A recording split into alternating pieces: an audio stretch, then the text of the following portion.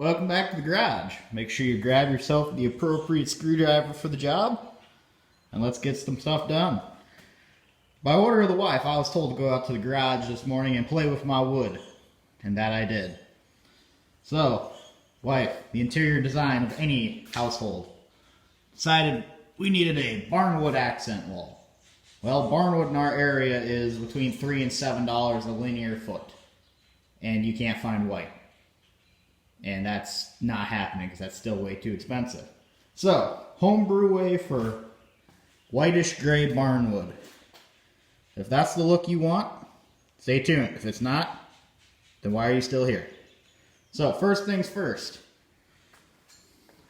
Go to your local lumber yard. A lot of them still will sell rough sawn 1x6s. If not, cupped wheel on an angle grinder, hit a regular 1x6, it'll rough them up, does the same job.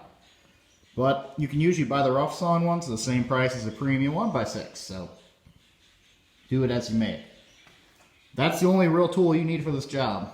Other thing is on the very ends, they wax these, keep them from, attempting to keep from warping and bowing. It doesn't work if you buy your lumber from Menards.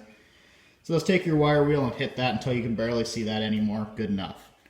So, here's the big trick to doing it. Get yourself white paint. Cheaper, the better. And you want to thin it down with water 3 to 1, 2.5 to 1.